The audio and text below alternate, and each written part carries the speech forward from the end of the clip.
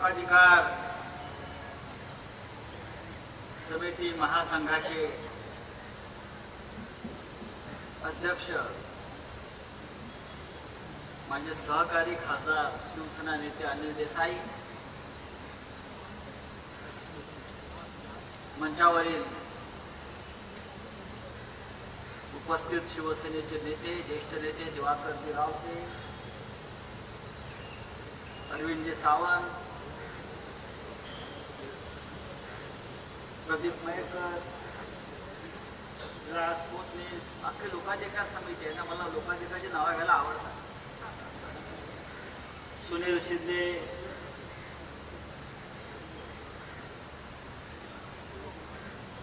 Senate दिलेवाजी, Chandu मामा, Vaman खोसले, one and only, बरोबर ना. आणि आपण ज्यांचे विचार ऐकले, ज्येष्ठ पत्रकार खासदार माननीय श्री कुमार केतकर, कामगार मैदानावर लोकाधिकार समितीचा मेळावा होतो आहे. लोकाधिकारचे मेळावे खरं बंदिस्त हॉलमध्ये होतात, तुम्ही मैदानात घेतलेला आहे. 50 वर्ष झाली. एखाद्या व्यक्तीला 50 वर्ष होतात, एखाद्या संस्थेला 50 वर्ष होतात, एखाद्या राज्याला, एखाद्या देशाला 50 वर्ष होतात. पण एका चळवळीला 50 वर्ष झालेली आहे, लक्षात घ्या. आणि त्या चळवळीला 50 वर्ष झाली तरी ती चळवळ अद्याप सुरू आहे. हे लोकाधिकार समिती महासंघाचं वैशिष्ट्य आहे, लोकाधिकार चळवळीचं वैशिष्ट्य. ही चळवळ न संपणारी आहे. कारण भूमिपुत्रांच्या अधिकाराचा प्रश्न हा फक्त मुंबई पुरता नाही, तर जगातल्या अनेक देशांमध्ये, राज्यातल्या अनेक भागांमध्ये कुठे ना कुठे, कोणत्या ना कोणत्या मार्गाने स्थानिकांच्या अधिकाराचा प्रश्न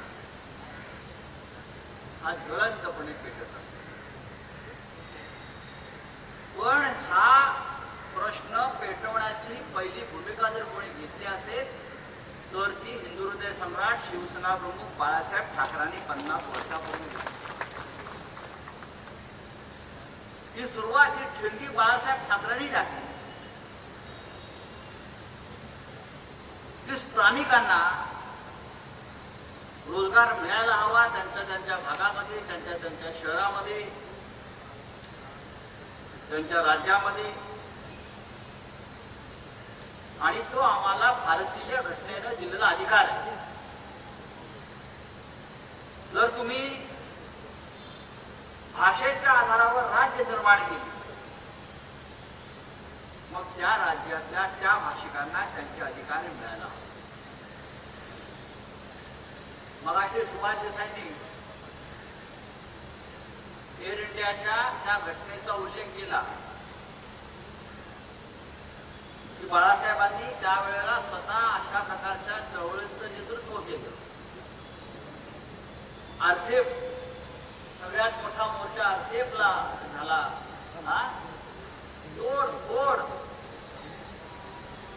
तोडफोड म्हणजे किती मोठा इतिहास आहे आपला तोडफोडीचा. ते जाऊन त्या मिंद्रेला सांगा. तोडफोड एअर इंडिया, पण एअर इंडिया मधली ती क्रांतिकारक घटना घडली. बाळासाहेब ठाकरे यांच्या नेतृत्वाखाली आपण नोकऱ्या मागायला गेलो आणि नोकऱ्यांवर चर्चा सुरू असताना नंदा नावाच्या माणसाचा सूर बदलल्यावरती एका शिवसैनिकाने त्या नंदाच्या कानफडात मारली आणि तो खणखणीत आवाज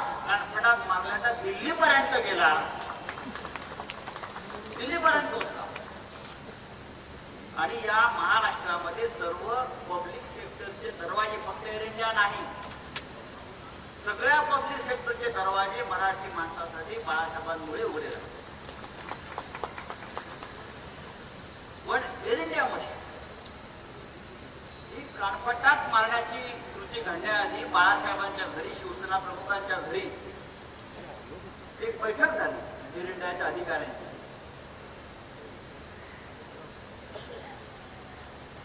आणि ते ऐकायला तयार नव्हते. बाळासाहेबांनी त्यांना सांगितलं, अरे बाबा, ही तुझी विमानं जी आहेत ती हवेत फिरतील, ते तुझा असेल, पण मुंबईचे रस्ते माझे आहेत, लक्षात ठेव, तुला फिरणं कठीण होईल. ही लोकाधिकार समितीच्या चळवळीची ठिणगी आहे. बाळासाहेब म्हणायचे हे व्हाईट कॉलर लोक आहेत का? अनिल बरोबर ना? हे सगळे व्हाईट कॉलर लोक आहेत म्हणायचे. पण कालांतरानं त्या व्हाईट कॉलर लोकांच्या हातात सुद्धा दगड आले केतकर साहेब. कारण व्हाईट कॉलर म्हणजे शिवी असं बाळासाहेब म्हणायचे. मग हळूहळू या सगळ्या व्हाईट कॉलर लोकांचं विचारांतर झालं, ते कडवट शिवसैनिक झाले. आता आमचे केतकर साहेब सुद्धा व्हाईट कॉलर आहेत. पण मला माहिती आहे शिवसेनेच्या त्यावेळच्या चळवळीत त्यांनी सुद्धा हातात दगड घेतलेला आहे की नाही? विचारा. प्रत्येक व्हाईट कॉलर मराठी माणसाला बाळासाहेबांची शिवसैनिक बनते. आणि ती शिवसेना बाळासाहेबांनी अशा पद्धतीनं पुढे गेली. मी अनेक वर्ष प्रदीप पैकरांना पाहतो आहे. त्यांची दाढी इतकी सुंदर काळी बुळबुळीत होती. लोका तेव्हापासून ते लोकाधिकारचं काम ONGC मध्ये करताय आणि आजपर्यंत करताय. लोकाधिकारचा कार्यकर्ता कधी फुटला नाही.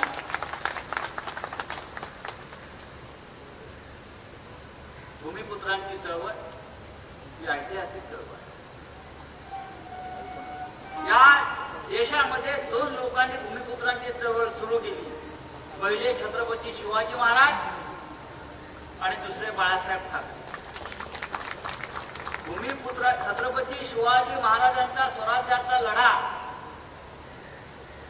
हा भूमिपुत्रांच्या न्याय हक्काचा लढा होता.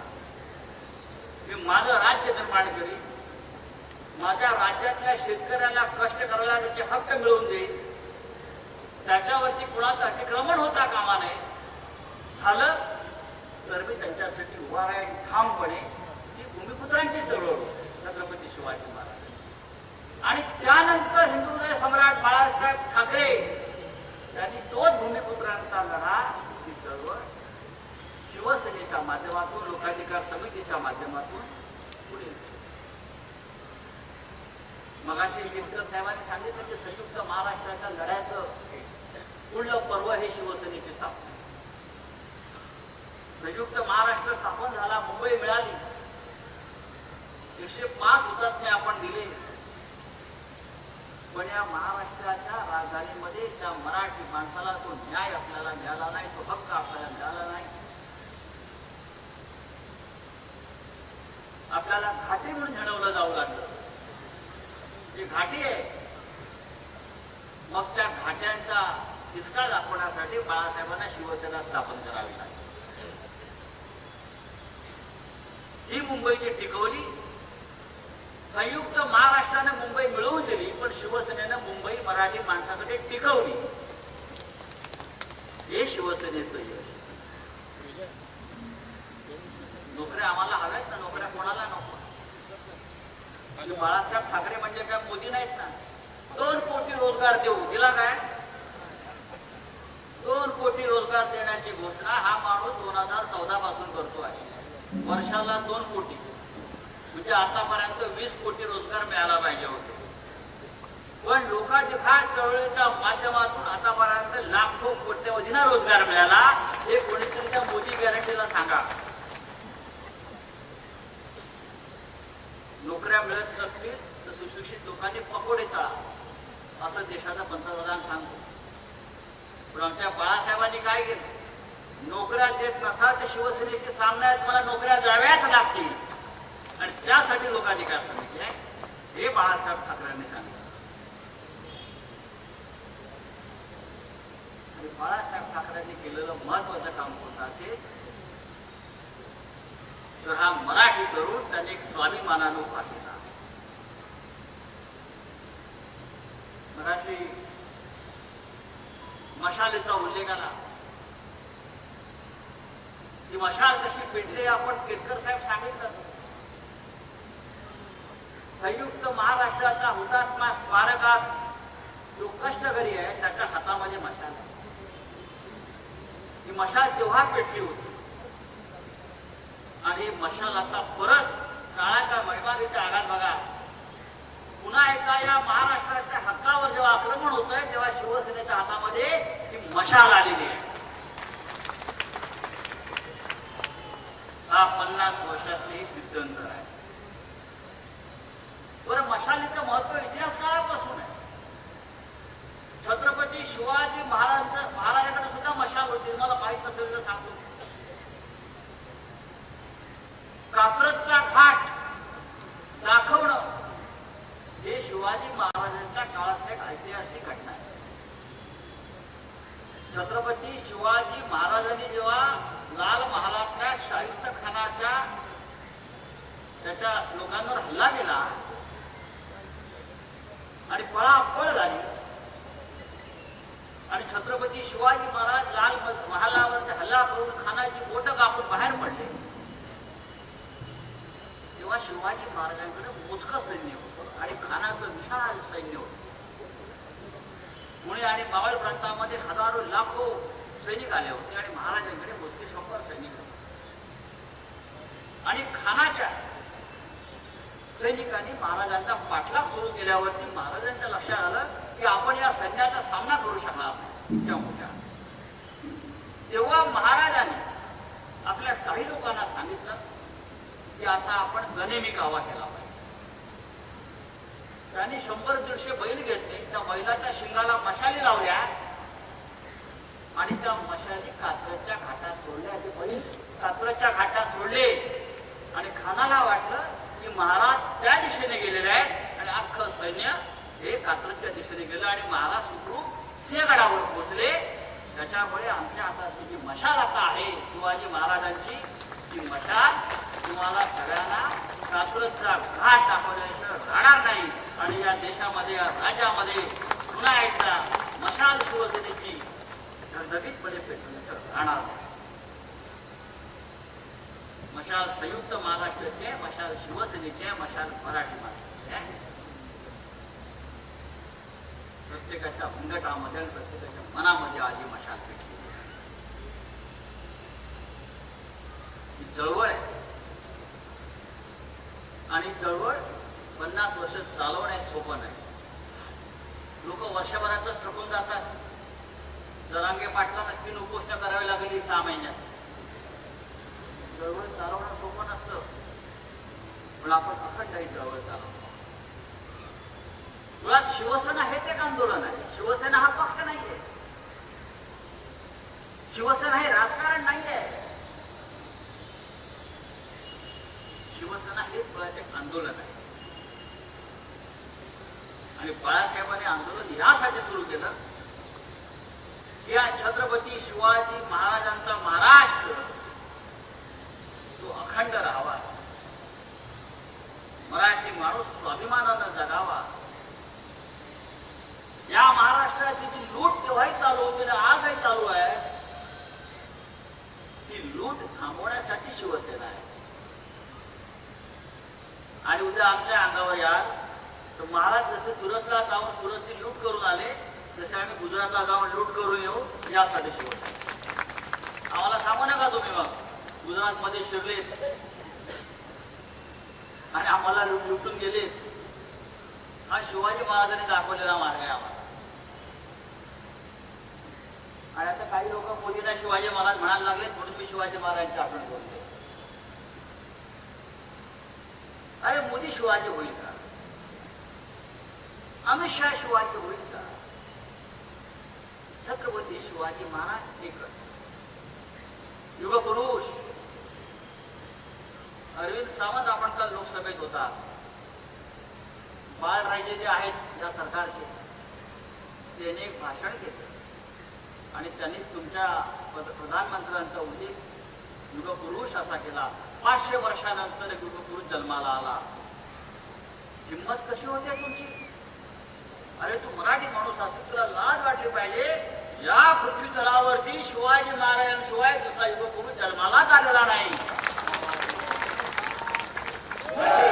आणि हे मुद्दे झाले की त्या मोदींना युगपुरुष म्हणायला लागले, त्यांना शिवाजीची उपमा द्यायला लागली. हे सगळं थांबवण्याची जबाबदारी जर कोणावरती असेल तर ते आपल्यावर आहे. काय आपला या महाराष्ट्रावर, या मुंबईवर, इकडच्या प्रत्येक नैसर्गिक साधनांवर नोकऱ्या तर आम्हाला मिळाल्याच पाहिजेत. महाराष्ट्रातला उद्योग बाहेर जाता कामा नये.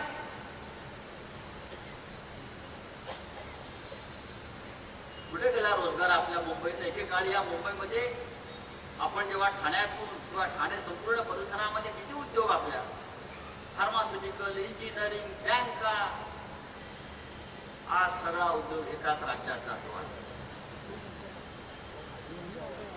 गेल्या 10 वर्षात 4 किंवा 5 लोकांना रोजगार मिळाला. अमित शहाच्या मुलाला मिळाला. त्याला कुठे चिटकवलंय बरं सरकारने? कुठे? ते इंग्लिश मध्ये आहे ते काय, ते बँका बिका कसं आहे का? काय BCCI काय, क्रिकेट, भारतीय क्रिकेटचा सेक्रेटरी, ते त्याला सरकारनं अमित शहाच्या मुलाला तिकडे चिटकवलं. आम्ही कुठे बँकेत लोकांना चिटकवायचं. मग दुसरा रोजगार मिळालाय अडाणीला. अख्खा देशच त्याचा ताब्यात दिला. त्यानंतर महाराष्ट्रामध्ये 2 कॉन्ट्रॅक्ट लेबर आहेत. कॉन्ट्रॅक्ट आता ते कंत्राटी पद्धत आलेली आहे. एकनाथ शिंदे आणि अजित पवार हे कॉन्ट्रॅक्ट लेबर आहेत. म्हणजे आपला लढा कॉन्ट्रॅक्ट लेबर विरुद्ध सुरू आहे. नाही अजून सावध, आपल्याला माहिती आहे आपण कामगार नेते आहात. कॉन्ट्रॅक्ट लेबर ही पद्धत असू नये, ती गुलामी, वेठ बिगारी असू नये. यासाठी आपला लढा आहे. पण या महाराष्ट्रातल्या 2 प्रमुख लोकांना भारतीय जनता पक्षानं कॉन्ट्रॅक्ट लेबर, त्याला इंग्लिश मध्ये अजून एक शब्द आहे, कॉन्ट्रॅक्ट लेबर, ते गुलाम, वेठ बिगार, वीट भट्टीवर काम करणारे असे एकनाथ शिंदे आणि अजित पवार हे कॉन्ट्रॅक्ट लेबर आहेत. लोकाधिकार समितीनं त्यांची केस घेतली पाहिजे. लोकाधिकार समितीनं ताबडतोब या 2 केसेस घेऊन यांची कॉन्ट्रॅक्ट लेबर यांचं कसं बंद करता येईल, गरिबाजी आपण आंदोलन केलं पाहिजे. की मराठी माणसाला तुम्ही अशा प्रकारे गुलामी करायला लावता, दिल्लीत जाऊन शेपूट हलवायला लावता. मग बाळासाहेबांनी तुम्हाला काय शिकवलंय, कोणता स्वाभिमान शिकवलाय? याविषयी लोकाधिकार समितीला एखादं आंदोलन करावं लागलं तरी आपण ते तात्काळ केलं पाहिजे. कारण हा महाराष्ट्रातील इज्जतीचा, प्रतिष्ठेचा प्रश्न आहे. बघा, लोकांना पटल्या लोक टाळ्या वाजवत आहेत. लोक भावना, पण त्यांना लाज वाटते का? गुलामाला मी गुलाम असल्याची लाज वाटली पाहिजे. पण गुलामाला तो गुलाम असल्याला आनंद मिळत असेल तर आपण काय करणार? ती गुलामी अखंड चालू राहते आणि शेवटी तो गुलाम हा जिजून मरून जातो, संपून जातो. मित्रांनो, या महाराष्ट्राचं चित्र, या देशाचं चित्र अत्यंत भयंकर. मग असे माननीय कुमार केतकरांनी त्याच्या बऱ्याचशा गोष्टी आपल्यापर्यंत आणल्या. एकेकाळी महाराष्ट्र देशाचं नेतृत्व करत होतं. महाराष्ट्र मेले तर राष्ट्र मेले, मराठा विना राष्ट्र गाडान झाले, खरा वीर वैरी पराधीनतेचा, महाराष्ट्र आधार भारताचा, हे आम्ही अभिमानानं सांगत होतो. आज महाराष्ट्राने दिल्लीच्या वाटेवरचं पायपुसणं झालेलं आहे. कोणी येतो आणि तितका महाराष्ट्राचा पाय पुसण्याला पाय पुसून पुढे जातो. महाराष्ट्र लुटतो, महाराष्ट्राची बदनामी करतो आणि राज्य करते गप्प बसते. अशा वेळेला ज्या राज्याची जनता अपेक्षेनं कोणाकडे पाहत असेल तर ती शिवसेनेकडे पाहते, ती माननीय उद्धव ठाकरेंकडे पाहते, ती आपल्या शिवसेनेच्या संघर्षाकडे पाहते. कारण हा महाराष्ट्र देशाला दिशा दाखवेल, हा महाराष्ट्र देशावर असलेली गुलामगिरी हुकुमशाही संपवेल ही अपेक्षा देश या महाराष्ट्राकडून पाहतो. आणि मगाशी जे केतकरांनी सांगितले तेच माझं मत आहे. 2024 साली मोदी देशाचे पंतप्रधान नसतील ही शिवसेनेची गॅरंटी. नरेंद्र मोदी खूप गॅरंटी देतात, गॅरंटी. आमची गॅरंटी पण आणि वॉरंटी पण. एक्सपायरी डेट संपलेली आहे, कधी निवडणुका घ्या, आपली गॅरंटी आहे मोदी प्रधानमंत्री नसणार. भारतीय जनता पक्ष आणि त्यांचे जे काय आहेत त्यांचे म्हणजे सगळे ग्रुप गट हे 220, 225 या आकडा पारच करू शकत नाही.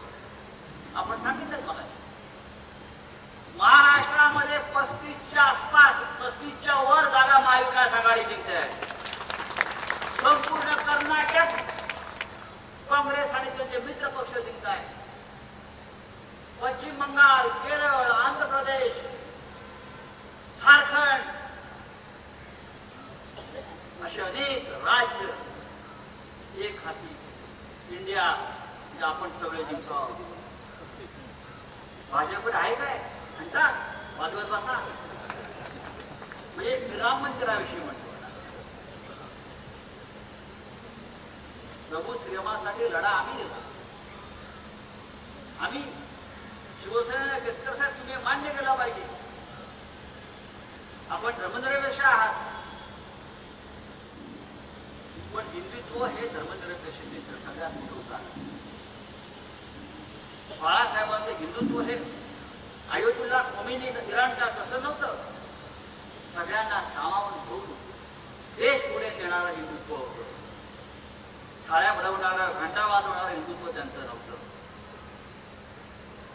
आज देश फक्त एका विचारात लोकांना गुंग आणि धुंद करून, म्हणजे जर तुम्ही त्यांच्या लोकांची भाषणं ऐकली जाता काही रोज सकाळी बोलत असं धर्म मीही बोलतो ना असं म्हणजे शुद्धीत बोलतो. हे 50 पैशाची चिलीम मारून जी नशा येते डुप्लिकेट माल ते कशी बोलत असतात त्यांना दुसरं काही दिसत नाही. या देशात बेरोजगारी, महागाई, अत्याचार, बलात्कार, खून, लोकमान्य टिळक माहीत 5 पैशाची चिलीम मारली का खूप आयडिया सुचतात. जसे जे सुद्धा रोज गांजा किंवा चिलीम मारतात आणि देशाला दिशा द्यायचं काम करतात, पण नशा या नशेतून आपण बाहेर पडलं पाहिजे. काल पुण्यामध्ये काय झालं, आपल्या काही पत्रकार सहकाऱ्यांवरती हल्ले झाले. मुंबईमध्ये काय होत आहे, हत्या होत आहेत, खून होत आहेत. महाराष्ट्रात हत्या होत आहेत, खून होत आहेत. अभिषेक घोसाळकरची हत्या ही आपल्याला सगळ्यांना विचार करायला लावणारी. आपल्या घरापर्यंत हे लोक पोचलेले आहेत, लक्षात घ्या. आपल्या घरापर्यंत, आपल्या मुलांपर्यंत. पण लक्षात घ्या, राहुरीमध्ये नगर जिल्ह्यात ऍडव्होकेट राजाराम आढाव आणि त्यांची पत्नी मनीषा आढाव, 2 वकील दाम्पत्य सुशिक्षित, दोघांचं अपहरण करून हत्या करण्यात आली. काय करताय सरकार? काल पुण्यामध्ये निखिल वागळे, असीम सरोदे, विश्वंभर चौधरी या 3 पत्रकार आणि सामाजिक कार्यकर्त्यांना भर रस्त्यावर खून हल्ला झाला. या राज्याच्या गृहमंत्र्याने तोंड उघडलं, या राज्याच्या मुख्यमंत्र्यांनी त्याच्यावरती मत व्यक्त केलं, अजित पवारांनी मत व्यक्त केलं. हे गुंडांचं राज्य आहे. मी रोज गेले 12 दिवस या मुख्यमंत्र्यांचा मुंबईतल्या गुंडांबरोबरचे फोटो प्रसिद्ध करतोय, ट्विटरवर टाकतोय. कुणी आहेत, त्यात बलात्कार आहेत, त्यात खंडणीवाले आहेत. हे सगळे कुणी मुख्यमंत्र्यांबरोबर सेल्फी काढतायत. गृहमंत्री काय करतोय? या राज्याचा गृहमंत्री आहे की नाही? जर आमच्यासारख्या माणसाचा एखादा फोटो आला, एखादा गुंड आमच्या गाडीत बसला, तर पोलीस आमची चौकशी करतील, आमचं स्टेटमेंट घेतील. पण कल्याणमध्ये भाजपचा आमदार गणपत गायकवाड त्याने गोळ्या झाडल्या, पण ते गोळ्या झाडल्यावर तो असं म्हणतोय की मी गुन्हेगार झालो. याचं कारण या राज्याचा मुख्यमंत्री एकनाथ शिंदे आहे आणि माझे कोट्यवधी रुपये त्या एकनाथ शिंदेकडे पडलेले आहेत. ते कोट्यवधी रुपयाचा हिशोब या राज्याचा गृहमंत्री, या राज्याचा आर्थिक गुन्हा विभाग, पोलिसांचा ईडी हे घेणार आहे. जर एक आमदार सांगतो, त्याचं स्टेटमेंट आहे की माझे कोट्यवधी रुपये पडले, ते कोट्यवधी रुपये कुठून आले, हा गुन्हेगारीचा पैसा असेल तर money laundering act, PMLA section 45A त्याच्यावरती आमच्यावर कारवाई झाली, त्याखाली या मुख्यमंत्र्याला तात्काळ अटक व्हायला पाहिजे. या गृहमंत्र्यांची, या राज्याची, अमित शहाची, या प्रधानमंत्री मोदीची, जो भ्रष्टाचार सहन करणार नाही म्हणतो, भ्रष्टाचाराच्या बाबतीत 0 टॉलरन्स म्हणतो, पण सगळ्यात जास्त भ्रष्टाचाराला जर कोणी उत्तेजना, प्रेरणा आणि पाठिंबा देत असतील तर ते हे लोक आहेत. आणि आपण ते सगळं सहन करतो आहे. आपण टाळपुट्यात भजन करत त्याला मत देतो आहोत. हे रामराज्य नाहीये, लक्षात घ्या. हे रामाचं राज्य नाहीये. रामाचं मंदिर उभं राहिलं असेल, राम मंदिराचा उत्सव साजरा झाला असेल, पण हे राम राज्य नाहीये. रावणाचं राज्य यापेक्षा चांगलं होतं श्रीलंकेतलं, लंकेतलं. रावणा कसा उत्तम राजा होता, पंडित होता, विद्वान होता, पण सत्य आणि असत्य, धर्म आणि अधर्माची ती लढाई होती राम आणि रावणाची. पण मोदीचं राज्य, फडणवीसचं राज्य अधर्माचं राज्य आहे, पापाचं राज्य आहे. हे पापाच्या पैशातून निर्माण झालेलं राज्य आहे, लक्षात घ्या. आणि हे पाप आपल्याला उलथवून टाका. आणि कार्य, पवित्र कार्य आपल्याला देशासाठी करावं लागेल, या राज्यासाठी. माननीय उद्धव ठाकरे शिवसेनेचे पक्षप्रमुख यांनी फार मोठा संघर्ष, फार मोठा लढा उभारला. या देशामध्ये घटनेची, संविधानाची, कायद्याची कशी हत्या होते याचं ज्वलंत उदाहरण म्हणजे शिवसेना आणि राष्ट्रवादी काँग्रेस पक्षावरचा झालेला हल्ला. अरे जो पक्ष हिंदुहृदय सम्राट बाळासाहेब ठाकरेंनी स्थापन केला, या पक्षाने महाराष्ट्राला दिशा दिली. ठाकरे म्हणजे शिवसेना हे पाकिस्तानाचा विचार आहे, तिकडले शब्द कोरपट सांगितले. ती शिवसेना, राहुल नार्वेकर तोही कधी काळी शिवसेनेमध्ये होता.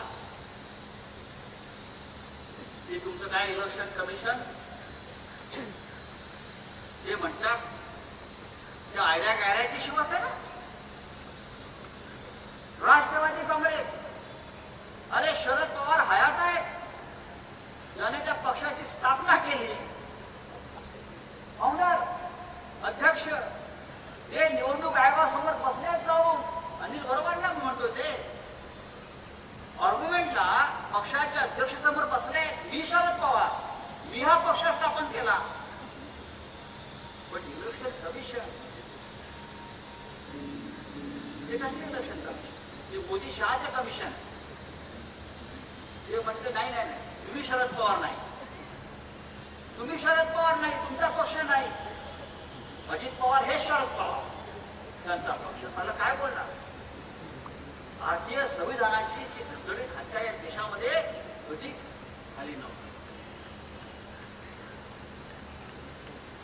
अशा प्रकारचे राज्य जर चाललं असेल, अशा प्रकारे जर हा देश जाणार असेल पुढे, तर मला असं वाटतं या देशामध्ये अराजकाची सुरुवात झाल्याशिवाय राहणार. या देशामध्ये पुन्हा एकदा 1947च्या आधीचा काळ, स्वातंत्र्याचा काळ, तो लढा पुन्हा एकदा एखादा भगतसिंग, एखादा राजगुरू, एखादा कानेरे, एखादे चाफेकर म्हणजे निर्माण झाल्याशिवाय राहणार नाही. या देशानं हे सगळं काय केलेलं आहे, सगळं काय पाहिलेलं आहे, महाराष्ट्रानं पाहिलं.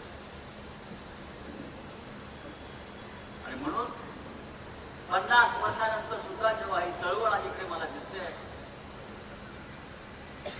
तेव्हा ती आशा मला पल्लवित झालेल्या दिसतात, अशी किरण दिसतात. मगाशी सुभाष देसाईंनी सुरेश भटांची एक कविता, अरे पुन्हा आयुष्याच्या पेटवा मशाल, त्या मशाल आपल्या हातामध्ये विचारायच्या पेटल्या पाहिजे. सुरेश भट हे फार महान कवी होते, केतकर साहेबांना माहित असत, आणि त्यांना भविष्यातल्या अनेक गोष्टी दिसायच्या आणि त्यांनी खूप गोष्टी लिहून ठेवल्या. मगाशी येतात आम्ही भटांचं एक पुस्तक चाळत होतो गझलांचं, तर त्याच्याने माझे फार चांगले संबंध होते. आणि आजच्या परिस्थितीला साजेशी असे गझल आणि कविता माझ्या हातात पडली आणि मी ती वाचून स्वतः हसायला लागलो. आणि मला वाटलं मी चाललोच आहे आता लोकांच्या पोहोचल्या कार्यक्रमाला, तर लोकांनाही ती प्रचिती यावी. सुरेश भटांनी ही कविता 11 नोव्हेंबर 1992 साली लिहिलेली आहे. बघा, पहाटे 5 वाजता त्यांच्या हस्ताक्षरांच्या त्यांनी मला पाठवलेलं आहे, भटांच्या हस्ताक्षरांची कविता. आणि मला तेव्हा त्यांनी लिहून जी पाठवली होती ती माझ्या सकाळी सहज मला जाताना मिळाली. हा योगायोग आहे. आणि त्यांच्या कवितेचं नाव आहे धोरण. काय म्हणतात बघा सुरेश भट, कमळाला मुंबईत पडलेला हाच घोर, कमळाला मुंबईत पडलेला हाच घोर, कुरतडते पाकळ्यास गुजराती एक घोर.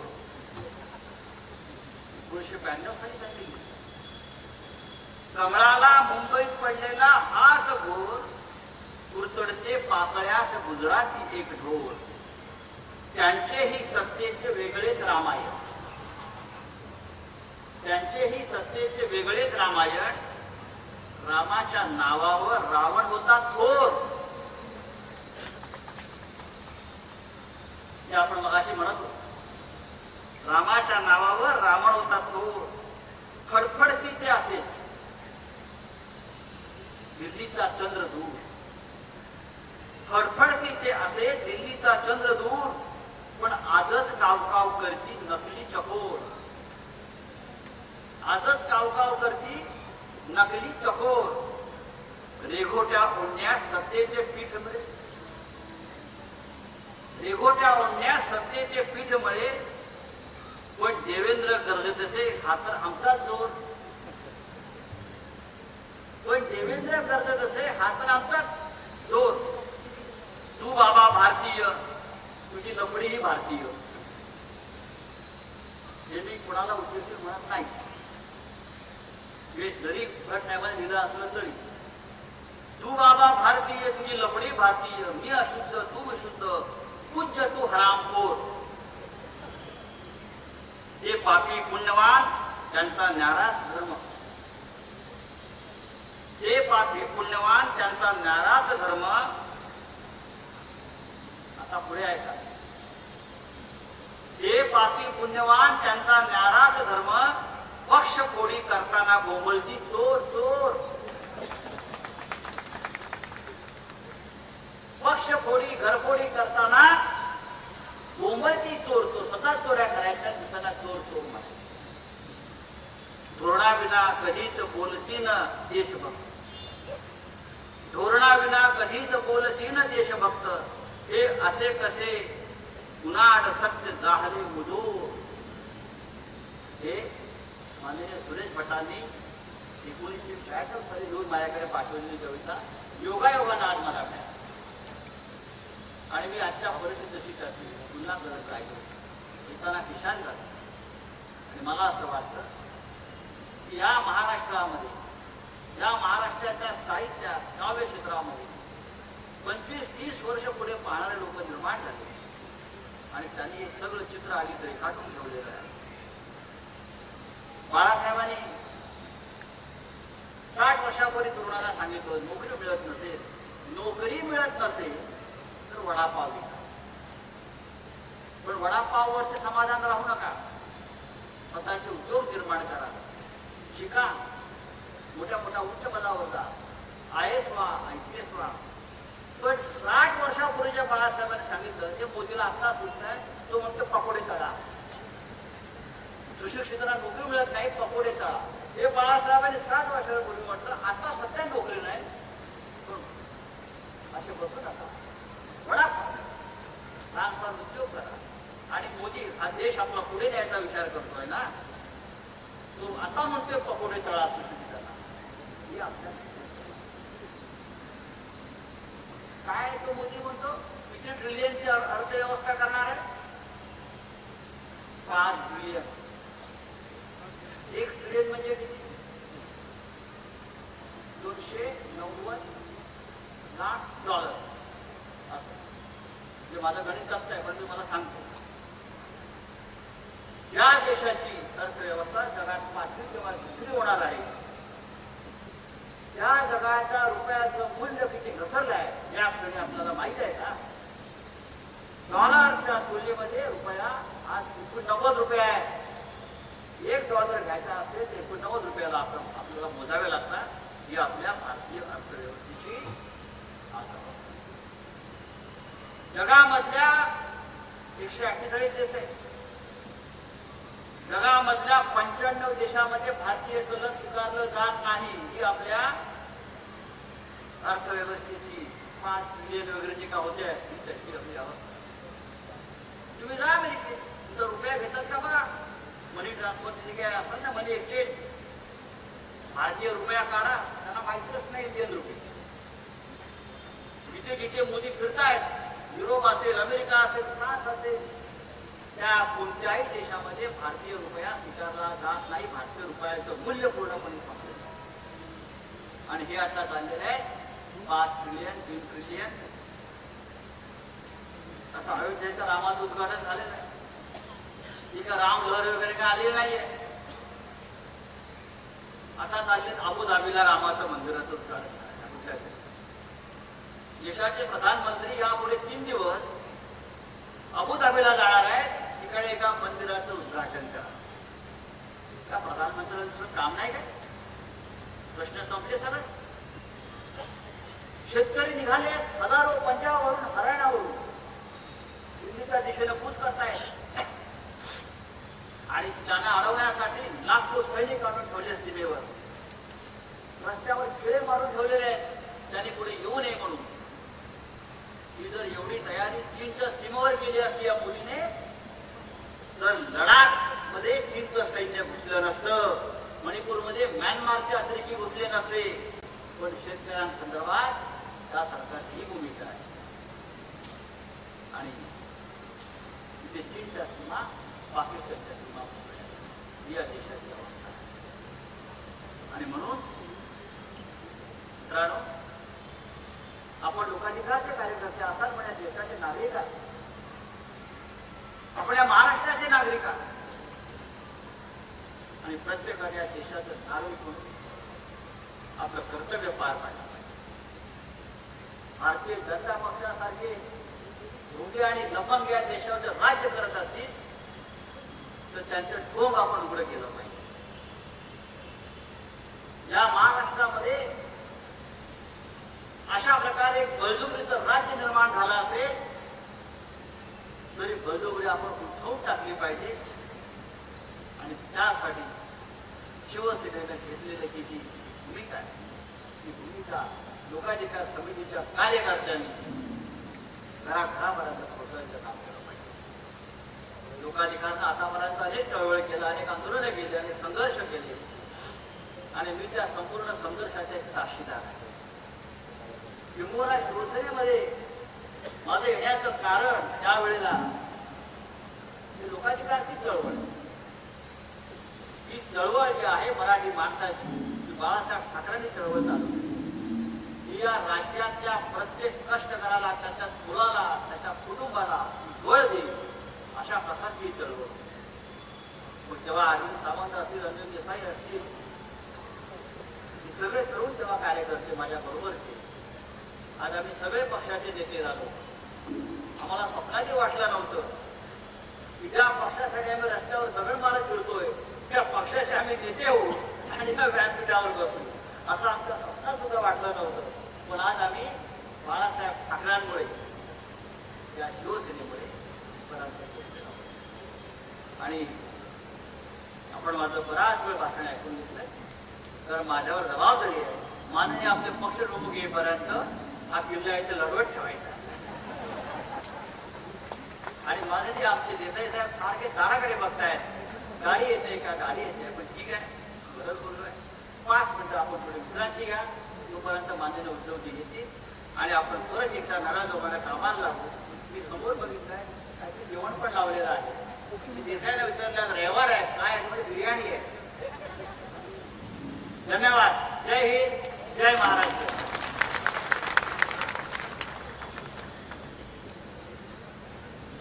या चळवळीत जसं शिवसेना नेते खासदार संजय राऊत साहेबांनी सांगितलं तसंच